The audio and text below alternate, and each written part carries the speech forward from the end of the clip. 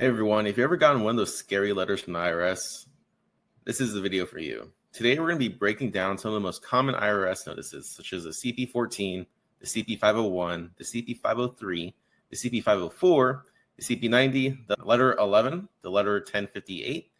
We're also going to be breaking down what they are, what they actually mean, and how to read through all the official language so you know what's actually going on. If we haven't met yet, I'm Andrew Samaniego. I'm an enrolled agent who specializes in solving tax problems.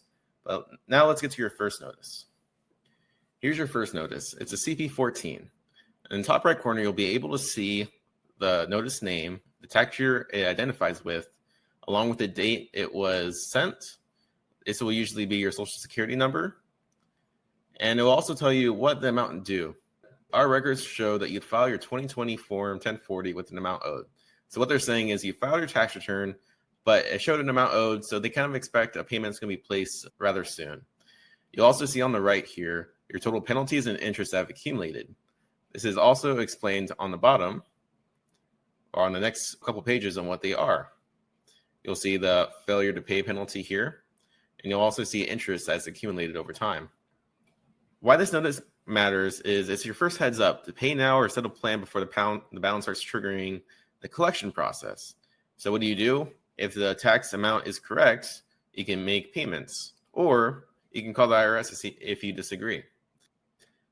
Now for our next notice. It's a CP501. Think of this one as the friendly reminder. Again, on the top right corner, you'll be able to see the notice name, and you'll also be able to see the amount due. And as you can see here, it will say, hey, we recently contacted you about your 2019 taxes on that CP14 notice. Pay your balance immediately. And it will say you must pay by a certain date to stop any further penalties and interest. And it'll also give you how to pay your tax due amount from your bank. And so you can go to irs.gov direct pay, you'll make a payment, and you'll apply it for the year the tax due is owed. And these are the information that you'll need over here on the left-hand side. You can also pay by card or you can pay by check. Why this one matters is because the IRS is going to start taking aggressive action, but the interest and penalties are going to keep building up. So as you can see here, you'll have the amount owed here, and you'll see the penalty here and an interest here. All right, our next notice is a CP503. It's a second reminder. They're basically just saying that we haven't heard from you and you still have this unpaid balance. And they're going to start using more aggressive language. So as you see here in the bold, if you don't act now, the IRS may consider levying, seizing your income or bank account. So this is just a warning to let you know that, hey, if you don't pay this tax debt, we can levy your account or seize your property or whatnot. They're just letting you know that they can. They're not saying that they will yet. And again, it will have the past due balance here and how to pay the tax due amounts. Our next notice is the CP504. This is the intent to levy notice.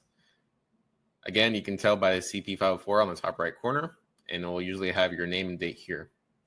And it says, final balance due reminder, notice of intent to seize or levy your property or rights to property. And it will say the date. As of this date, we have not received an overdue tax, and after they sent several notices to you. You may pay your balance immediately, or we may seize your property. If you do not make your payment now, we will consider your non-compliance an act of choice, and you can face a levy. And it will have the amount due, and it'll tell you the things that you need to gather, again, just to make the payment. In plain English, this warning is basically telling you that it's no longer warning you something's going to happen. It's a notice that the IRS intends to take your refunds or other assets. And again, they're going down the list on, hey, we may levy your bank account and seize your properties. You can file a notice of federal tax lien, notifying creditors that there's a claim against your property. And the U.S. Department may revoke your passport. And they don't really do that until you hit more than $54,000. Some other options that you have is you can pay by card or by check or money order, or you can just pay your balance over time with an installment agreement.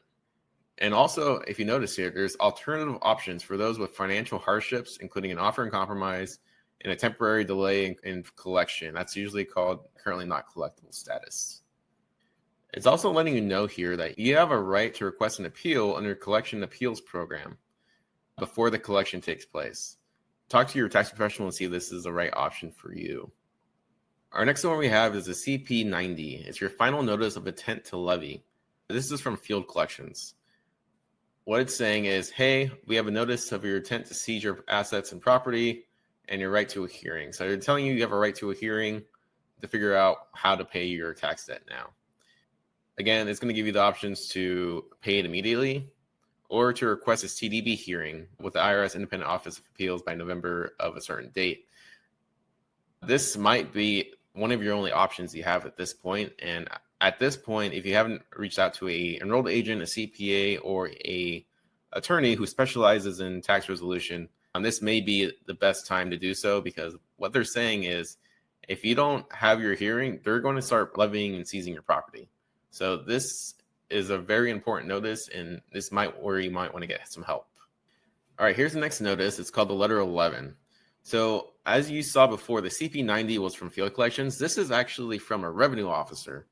And a revenue officer will send you this notice, and it will say the notice of intent to levy or collection due process right of a hearing. And it'll tell you that, hey, you got many notices, pay your balances before this date, or we will, instead of may, they say we will seize your property. If you do not make your payment now, we'll consider noncompliance act of choice, and you can face a levy. You need to pay this debt, or we will seize your property. And so, as you see, this is a very large amount. Amount to immediately is $359,000.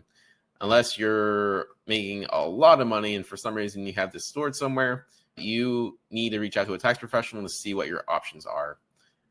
Again, it's going to give you the same options as you did with all the other notices on how to pay if you're paying the full balance, or you can figure out an agreement, which you would just call and have them set it up. I'll go over another video on how to do that. And again, there's also other options, including the offer and compromise and currently not collectible status. Reach out to your tax professional to see if you qualify for one of those. What's important about this one is you have a request to an appeals hearing. And it says exactly what it is. If you want to appeal the levy action, complete the enclosed form, and it will have this form attached. It's the form 12153. It's a request for collection due process or equivalent hearing. And then you send it to them by that date. Usually, if you reach out to your tax professional, they will fill this out and send this for you. What's important about the request to an appeals hearing is, one, it will prevent that levy or seizure or lien from happening. So most likely, your tax will go to another agent because they don't want it to go to tax court. And that's what's great about having either an enrolled agent, a CPA, or an attorney, is they'll be talking with the revenue officer before this gets to the U.S. tax court. And usually they settle because they don't want it to go to tax court. And let's just say that you missed that date of the September 10th of that year. It'll actually tell you what will happen. So if you send this letter after that date, you might be entitled to a hearing. However, you forfeit your right to a contest and appeals decision in tax court. So basically saying that you're not going to get an appeals decision in tax court, but you still might get another hearing in order to solve this tax debt problem. So again, this is why it's extremely important to meet with a tax professional before this happens, but two, as early as possible so you can get the best possible option, a resolution for your tax debt. And again, it's going to have your failure to pay penalty here, interest, the amount you've owed, and then the total amounts for all these years. So this is for 2008, 9, and 10. So here is another letter, the letter 1058. So this is also from a revenue officer, and it's going to tell you basically the same thing the letter 11 did, except it's going to look more in this kind of narrative format. And it'll tell you, hey, your tax debt's still unpaid. We ask you to pay your tax debt. And this letter is your notice of intent to levy. So they're saying that you're going to levy you. And so it's going to tell you basically, again, either full pay the amount, request a hearing, or go through another payment option, such as an installment agreement offer or currently not collectible status. And so it's going to tell you what they're going to do. They're going to file a lien against you so that they have the asset which you have. That could be a property, land, car, or any above there. And so again, on the bottom, it will have the revenue officer's name and usually their contact information as well down here. And again, it'll just tell you the amounts you owe. It's actually a rather low amount. So this person must have been ignoring the IRS for a very long time in order for that amount to be all the way up to a revenue officer. All right, so I hope you guys got a lot from this video. If you want to go more into detail what's going on with these notices, go ahead and follow and subscribe, or like and subscribe for more access to these type of videos. And also, if you have no idea where to start, and let's just say you have a tax debt and want a general game plan on how to get ahead of it, you can get this website right here, crushirsanxiety.com. And it will give you a full battle plan, and actually get a free PDF copy of my book, IRS Battle Plan, Guide to Winning Your Tax War. It literally gives you step-by-step instructions on what to look out for, how to solve your tax problem. You can get it from Amazon. And lastly, if you want to schedule an appointment, you can just go to andrewsamaniego.com and just hit request an appointment, and you can schedule a one-on-one call with me. We'll go over your tax debt, what you have, and your options going forward. If you have any questions, go ahead and let me know down in the comments below. Until next time.